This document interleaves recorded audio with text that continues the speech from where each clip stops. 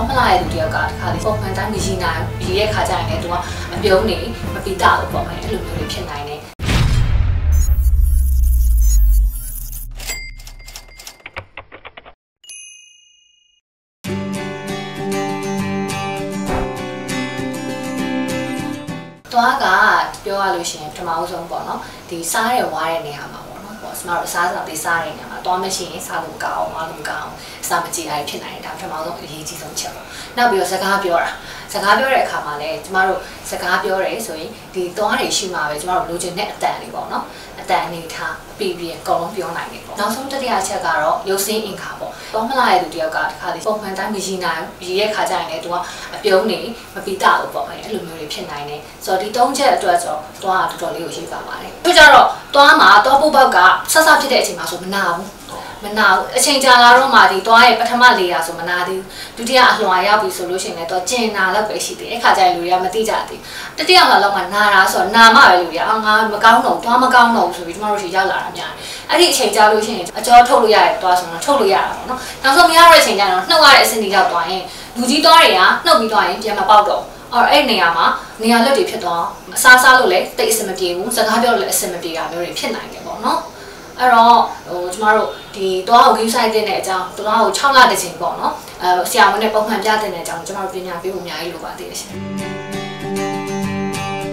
်ဖြစ်များတဲ့သွားယောဂါကတော့ကျမတို့ရှိမှာဆိုရင်ဘာရှိလဲဆိုတော့သွားပုတ်ဆယောဂါပေါ့နော်သွားပုတ်ဆမယ်နောက်တဖုံယောဂါပေါ့အဲ့ယောဂါနှစ်ခုကတော့အဖြစ်များတယ်အဲ့တော့သွားပုတ်ဆယောဂါကဘယ်လိုဖြစ်တာလဲဆိုရင်သူထင်ကြတာပေါ့နော်ပိုးပေါက်လေးတွေစားပိုးကောင်လေးတွေစားအဲ့လိုမဟုတ်ဘူးကျမတို့အချိုတွေစားတယ်အချိုတွေစားတဲ့အချိန်မှာကျမတို့ဒီ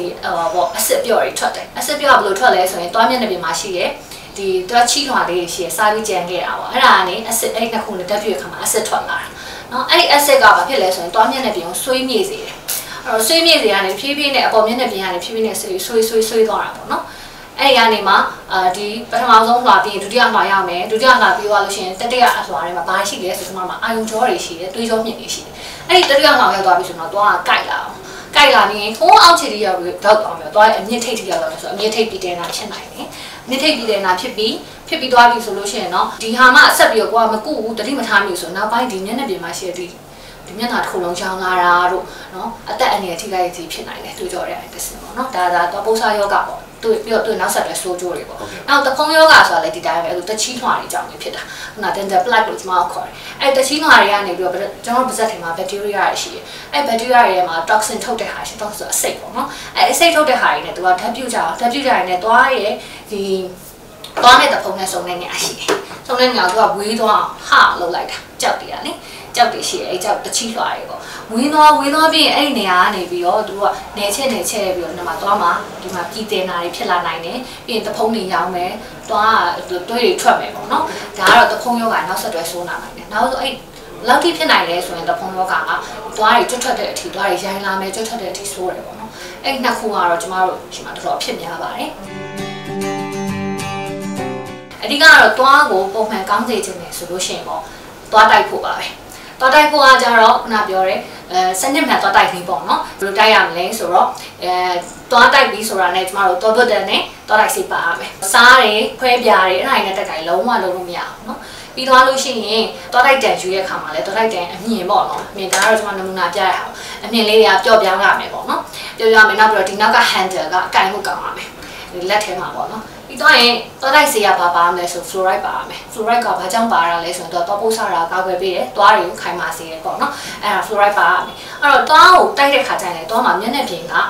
အရှိပဲလူတွေကအဓိကအရှိကမြင်ရတာပေါ့နော်အရှိကိုပဲအဓိကတိုက်ကြဒီအရှိတစ်ခုတည်းတွေမဟုတ်ဘူးသွားတွေကြားမှာသွားရဒီအနောက်မျက်နှာပြင်ရှိတယ်ဒီနောက်ပြီးအန်သွားတွေဆိုရင်ဝါးတဲ့စားတဲ့မျက်နှာပြင်တွေရှိတယ်အဲ့ဒီမျက်နှာပြင်တွေပါအကုန်လုံးပါအောင်တိုက်ရမယ်နော်ပြီးတော့အကုန်လုံးတိုက်လို့မ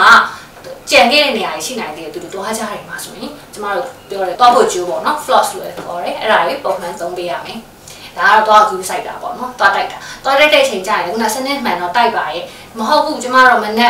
နက်စားပြီးရင်ကျမတိုက်လိုက်တာပဲပေါ့နော်တချို့တွေကြတော့မနက်မိုးနဲ့လိုက်တိုက်လိုက်တာမလုံလောက်ဘူးနော်ညအိမ်အောင်ကနေဘာမှမစားတော့အချိန်ကျရင်တစ်ခါတိုက်ပြရမယ်အဲဒါကတော့သွားတော့တနေ့2ကြိမ်ပေါ့နော်ကျမတို့အနေဆုံးတိုက်ခိုင်းတယ်ပြီးရင် floss သုံးမယ်နောက်အစားပြီးအချိန်ကျရင်လည်းအမြဲတမ်းပလုတ်ခြင်းမယ်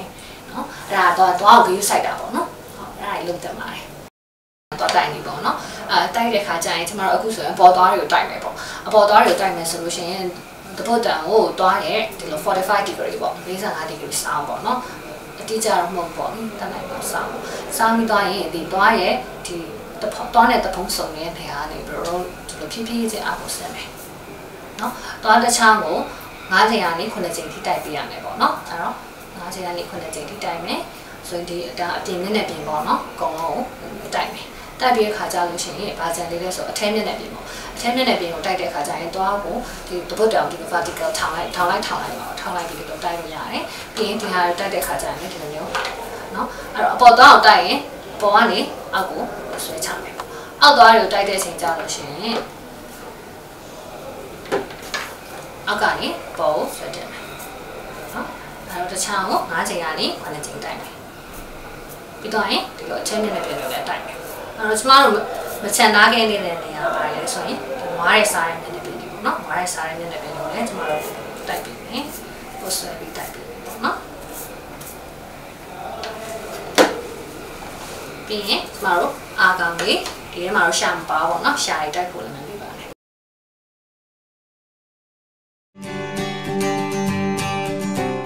ဆော့လို့ရတော့ကောင်းဆုံးပေါ့နော်မဖြစ်ခင်ကကြိုတင်ကာကွယ်တော့နောက်ပြောတယ်သွားပိုးစားယောဂဆိုလို့ရှိရင်သွားမျက်နှာပြင်မှာအယောင်ပြောင်းလာတာပေါ့နော်ကိုယ်တိုင်စစ်ဆေးလို့ရတယ်မှန်လေးနဲ့ကြည့်လိုက်တဲ့ချိန်မှာသွားမျက်နှာပြင်နဲ့အယောင်ပြောင်းလာတယ်ဒါဒီငကိုအဖြူ spot လေးပေါ်လာတာအဖြူကွက်လေးတွေပေါ့နော်ပေါ်လာပြီးရင်သွားမင်းနေပြီလားအဲ့လိုအချိန်ဆိုသွားပြန်ဖာလို့ရသေးတယ်ပေါ့နော်ဒါကကြိုတင်ကာကွယ်တဲ့အနေထားပေါ့နောက်ပြီးခုနကတဖုံးယောဂါဆိုလဲသွားတိုက်တဲ့အခါမှာသွေးတွေထွက်လာလားနော်အဲ့ဒါမျိုးရှိတယ်နောက်သွားကြမှာကြောက်တွေရှိနေပြီလားဒါကကြိုတင်ကာကွယ်တဲ့အနေထားပေါ့နော်ဒါအဲ့ဒါမျိုးဆိုရင်အလွယ်တကူပေါ့ကျမတို့ရှိမှာသွားတက်ချင်းလေးလုပ်မယ်ခုနသွားပိုးပေါက်ရှင်းရင်လည်းသွားဆောစေးလေးဖာလိုက်မယ်ဆိုလို့ရှိရင်ခုနလိုမလိုလားအပ်တယ်ပေါ့နော်သွားနှုတ်ရတာတို့သွားအကျော်ထုတ်ရတာတို့ဆိုအဲ့လောက်စင်တီမသွားတော့ဘူးပေါ့နော်ဒီဥတာတာလွယ်ကူကူနဲ့လည်းရတယ်နောက်ပတ်စံကြီးအများကြီးမကုန်တော့ဘူးပေါ့နော်ခဏအစားစားတဲ့အချိန်မှာပစောင်ကိုက်မိတယ်အဲ့ဒါမျိုးဆိုရင်တော့ဒီသွားကဒီရှိတဲ့နေရာမှာရှိနေပြီပေါ့နော်ဒီဒုက္ခပေးနေပြီနောက်စကားပြောရင်မပြီးဘူးသွားပဲ့နေတယ်သွားအပြင်ကိုဒီအရန်ထွက်နေတယ်စကားပြောတာမပြီးပြန်ဘူးအဲ့လိုမျိုးဆိုရင်တော့ကျမတို့သွားဆရာဝန်တွေရှိမှပြတတ်တာပေါ့နော်ကိုနေ့စဉ်လုပ်တဲ့လုပ်ငန်းဆောင်တာတွေထိခိုက်တဲ့အထိတော့မထားတဲ့ဘူးပေါ့သွားနဲ့ပတ်သက်ပြီးတော့ကိုယ့်ရဲ့သွားကျန်းမာရေးကိုပုံမှန်ယူဆိုင်ရမယ်စနစ်မှန်သွားတိုင်မျိုးတစ်နေ့2ကြိမ်ပုံမှန်လုပ်တင်တယ်ပြီးရင်သွား floss ပေါ့နော်သွားဖို့ကြိုးလေးကိုပုံမှန်သုံးတင်တယ်ကိုယ့်ရဲ့